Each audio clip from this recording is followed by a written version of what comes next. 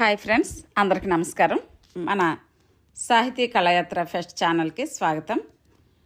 Dear friends, ఈరోజు ఒక విజ్ఞాన శాస్త్ర అంశం తెలుసుకుందాం. Does mercury stick to gold? పాదరసం బంగారానికి అంటుకుంటుందా? ఈ ప్రశ్నకు సమాధానం చూసే ముందు ఇంకా ఒకవేళ మన ఛానల్ సబ్స్క్రైబ్ చేసుకొని వారు మీకు నచ్చితే తప్పనిసరిగా సబ్స్క్రైబ్ చేసుకోవాల్సిందిగా మనం చేస్తున్నాం. ఇప్పుడు మనం పాదరసం బంగారానికి అంటుకుంటుందా అనే విషయం తెలుసుకుందాం. పాదరసంలో చాలా లోహాలు కరిగిపోతాయి. చక్కెర, ఉప్పులను నీటిలో వేస్తే కరిగిపోయినట్లు చక్కెర, ఉప్పు బయట స్ఫటిక రూపంలో అణువుల సముదాయంగా ఉన్నప్పటికీ నీటిలో వేయగానే అవి విడివిడి అణువులుగా విడిపోతాయి. అలాగే పాదరసంలో బంగారాన్ని వేసినప్పుడు కూడా దాని పరమాణువులు విడిపోతాయి. ఒక్క బంగారమే కాదు, రాగి, జింకు కూడా పాదరసంలో కరిగిపోయి అమాల్గములనే ద్రావణులను ఏర్పరుస్తాయి.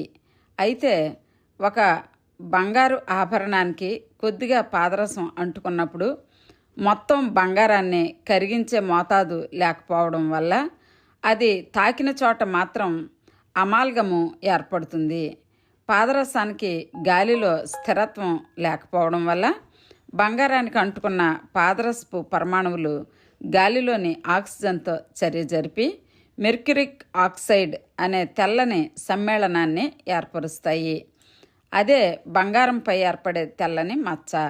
దాన్ని చెరపాలంటే మొదట స్టానస్ క్లోరైడ్ ద్రావణంలో ముంచిన దూదితో రుద్ది ఆపై రాగి లేదా జింక్ బిళ్ళతో పదే పదే రుద్దితే అక్కడున్న పాదరస పరమాణువులు వైదొలగిపోతాయి. విన్నారు కదా ఫ్రెండ్స్. మరి ఈరోజు మనం ఒక సైంటిఫిక్ అంశాన్ని తెలుసుకున్నాం. ఇదే విధంగా ప్రతిరోజు మన ఛానల్ నుంచి వస్తున్నటువంటి వీడియోస్ మీరు చూడాలనుకుంటే తప్పనిసరిగా మన ఛానల్ని సబ్స్క్రైబ్ చేసుకోవాల్సిందిగా మనవి చేస్తున్నాను. అలాగే ఈ వీడియో మీకు నచ్చితే తప్పనిసరిగా లైక్ చేయండి. Please like, share and subscribe. Thank you for watching. నమస్తే.